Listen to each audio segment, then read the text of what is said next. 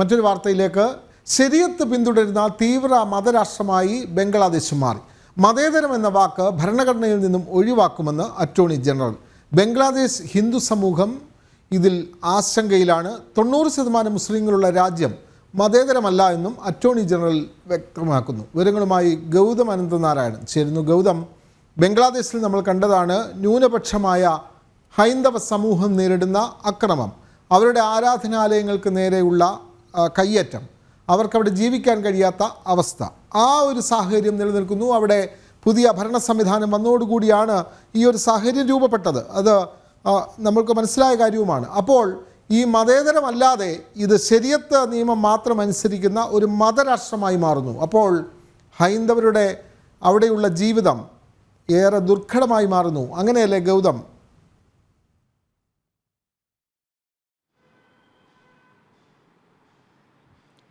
വിനോദ്, അതുതന്നെയാണ്. അതായത് നിലവിൽ ബംഗ്ലാദേശിലെ സാഹചര്യങ്ങൾ വിനോദ് സൂചിപ്പിച്ചതുപോലെയാണ്. അവിടുത്തെ ഹിന്ദു ജനസംഖ്യ ഓരോ ദിവസവും കുറയുന്ന പശ്ചാത്തലമാണ്. ബംഗ്ലാദേശ് രൂപപ്പെടുന്ന കാലഘട്ടത്തിൽ അത് 29% ഉണ്ടായിരുന്ന ഹിന്ദുക്കളുടെ ജനസംഖ്യ ഇന്ന് 7% എത്തി നിൽക്കുന്നതിൻ്റെ കാരണം പ്രത്യേകിച്ച് നമ്മൾ എടുത്തു പറയേണ്ടതില്ല. അവിടെ നടന്നുകൊണ്ടിരിക്കുന്ന ഹിന്ദു ഉന്മൂലനം, അതോടൊപ്പം തന്നെ ക്രൈസ്തവരും ബുദ്ധമത വിശ്വാസികളും ഒക്കെ അടങ്ങുന്ന മറ്റ് മതന്യൂനപക്ഷങ്ങൾ, അവർക്കൊന്നും അവിടെ ജീവിക്കാൻ കഴിയാത്ത സാഹചര്യമാണ്. ഇത് കൂടാതെ ഇന്നത്തെ അഫ്ഗാനിസ്ഥാൻ്റെയൊക്കെ മോഡലിൽ ഒരു ശരിയത്ത് അനുശാസിക്കുന്ന അതിതീവ്രമായ ഇസ്ലാമിക രാഷ്ട്രമായി ബംഗ്ലാദേശിനെ മാറ്റാനാണ് ഇപ്പോൾ ജമാഅത്തെ ഇസ്ലാമിയും മറ്റും അവിടെ ശ്രമിച്ചുകൊണ്ടിരിക്കുന്നത്. ഇത് കോടതിയിൽ കഴിഞ്ഞ ദിവസം ബംഗ്ലാദേശിൻ്റെ അറ്റോർണി ജനറൽ ഒരു വാദപ്രതിവാദത്തിനിടയിലാണ് പുതിയ സർക്കാരിൻ്റെ നിലപാട് വ്യക്തമാക്കിയത്. അതായത് ബംഗ്ലാദേശിൻ്റെ ഭരണഘടനയുടെ 15ാം ഭേദഗതിയുമായി ബന്ധപ്പെട്ടൊരു കേസ് ഇപ്പോൾ കോടതിയിൽ നിലനിൽക്കുന്നുണ്ട്. 2011 അവാമി ലീഗിൻ്റെ ഭരണകാലത്താണ്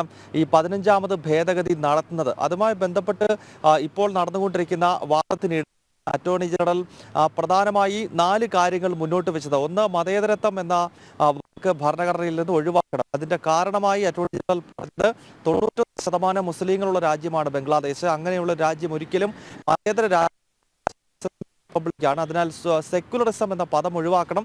അതോടൊപ്പം തന്നെ ബംഗ്ലാ നാഷണലിസം, സോഷ്യലിസം എന്ന പദങ്ങൾ ഒഴിവാക്കണം. അതോടൊപ്പം തന്നെ മറ്റൊരു കാര്യം, ബംഗ്ലാദേശിന്റെ ഫാദർ ഓഫ് നേഷൻ എന്ന് വിശേഷിപ്പിച്ചിരിക്കുന്നത് ഭരണഘടനയിൽ പറയുന്നത് ഷെയ്ഖ് മുജീബുർ റഹ്മാനാണ്. നമുക്കറിയാം 1900 വിമോചന സമരത്തിലൂടെ ബംഗ്ലാദേശ് എന്ന പുതിയ രാഷ്ട്രം കെട്ടിപ്പടുത്തത് ഈ ഷെയ്ഖ് ഹസീനയുടെ പിതാവ് കൂടിയായിട്ടുള്ള ഷെയ്ഖ് മുജീബുർ റഹ്മാൻ ആണ് എന്നതൊരു വസ്തുതയാണ്. അതും ഭരണഘടനയിൽ നിന്ന് മാറ്റണം എന്നതാണ് ഇപ്പോൾ ഈ 15ാമത് ഭരണഘടനാ ഭേദഗതിയുമായി ബന്ധപ്പെട്ടുള്ള കേസ് പരിഗണിക്കുന്ന ഘട്ടത്തിൽ അതുമായി ബന്ധപ്പെട്ട വാദപ്രതിവാദത്തിനിടയിൽ പുതിയ സർക്കാരിൻ്റെ നിലപാട് വിശദീകരിച്ചുകൊണ്ട് അറ്റോർണി ജനറൽ കോടതിയിൽ നിലപാട് വ്യക്തമാക്കിയിരിക്കുന്നത്. അപ്പോൾ കാര്യങ്ങൾ എങ്ങോട്ടാണ് പോകുന്നത് എന്ന് വ്യക്തമാണ്. ഒന്ന്, മതേതരത്വം എന്ന വാക്ക് ഒഴിവാക്കുക, ഒഴിവാക്കുക. അതുപോലെ തന്നെ ബംഗ്ലാ നാഷണലിസം എന്ന വാക്ക് ഭരണഘടനയിൽ നിന്നും മാറ്റണമെന്ന് പറയുമ്പോൾ ഒരു അഫ്ഗാനിസ്ഥാൻ മോഡലിൽ അല്ലെങ്കിൽ ലോകത്തിൻ്റെ ചില ഭാഗങ്ങളിൽ നമ്മൾ കാണുന്ന അതിതീവ്ര ശരിയത്ത് നിയമം, ISIS-ഉം അതുപോലെ തന്നെ അൽ-ഖ്വയ്ദയും ഒക്കെ മുന്നോട്ട് വയ്ക്കുന്ന അതിതീവ്രമായ കാടൻ നിയമങ്ങൾ അടിച്ചേൽപ്പിക്കുന്ന ഒരു തീവ്ര ഇസ്ലാമിക രാഷ്ട്രമായി നമ്മുടെ അയൽ രാജ്യമായ ബംഗ്ലാദേശിനെ മാറ്റുകയാണ് ജമാഅത്തെ ഇസ്ലാമിയും അതോടൊപ്പം തന്നെ അവിടുത്തെ തീവ്ര മുസ്ലിങ്ങളും ചേർന്ന്.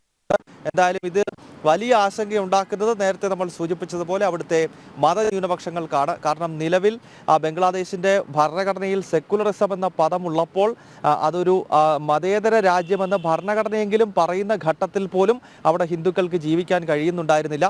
അവിടെ ക്ഷേത്രങ്ങൾ ആക്രമിക്കപ്പെടുന്നതും ഹിന്ദു സ്ത്രീകൾ ബലാത്സംഗം ചെയ്യുന്നതുമൊക്കെ അവിടെ നിത്യസംഭവമായിരുന്നു. അങ്ങനെയുള്ള ഒരു രാജ്യത്ത് ഭരണഘടനയിലെ മതേതരത്വം എന്ന വാക്കുകൂടി പോയി കഴിഞ്ഞ് അതൊരു ഇസ്ലാമിക് റിപ്പബ്ലിക്കായി, ഒരു അഫ്ഗാനിസ്ഥാൻ മോഡലിലുള്ള രാജ്യമായി ജമാഅത്തെ ഇസ്ലാമിക്കൊക്കെ അഴിഞ്ഞാടാൻ കഴിയുന്ന ഒരു രാജ്യമായി മാറിക്കഴിഞ്ഞാൽ ഇനിയും ശേഷിക്കുന്ന ഹിന്ദു സമൂഹം 7% വരുന്ന ഹിന്ദുക്കളുടെയും വളരെ വിരലിലെണ്ണാവുന്ന ക്രൈസ്തവ സമൂഹത്തിൻ്റെയും ഒക്കെ അവസ്ഥ എന്താകുമെന്നതാണ് വളരെ ആശങ്കയോടുകൂടി ഭാരതവും ലോകരാഷ്ട്രങ്ങളും നോക്കിക്കാണുന്നത്. വിനോദ്, തീർച്ചയായും വളരെ ആശങ്കാജനകമായൊരു വാർത്ത തന്നെയാണ് ഗൗതം അനന്തനാരായണൻ ഡൽഹിയിൽ നിന്ന് റിപ്പോർട്ട് ചെയ്യുന്നത്. ബംഗ്ലാദേശ് തീവ്ര മുസ്ലിം മതരാഷ്ട്രമായി മാറുന്നു. ശരിയത്ത് നിയമം അംഗീകരിച്ചുകൊണ്ടുള്ള രാഷ്ട്രമായി മാറുന്നു. അവിടെ 7% മാത്രമുള്ള ഹൈന്ദവ സമൂഹം ഏറെ ആശങ്കയിലാണ്. മതേതരം എന്നുള്ള വാക്ക് ഭരണഘടനയിൽ ഉള്ളപ്പോൾ തന്നെയാണ് ഹൈന്ദവ ക്ഷേത്രങ്ങളും ഹൈന്ദവ സമൂഹവും അക്രമം നേരിടുന്നത്. ആ വാക്ക് തന്നെ, മതേതരം എന്നുള്ള വാക്ക് തന്നെ അപ്രത്യക്ഷമാകുമ്പോൾ ഇനി അവരുടെ ജീവിതം അവിടെ എങ്ങനെ എന്നുള്ളത് വളരെ ആശങ്കാജനകം തന്നെയാണ്. വിവരങ്ങൾ നൽകുകയായിരുന്നു ഗൗതം.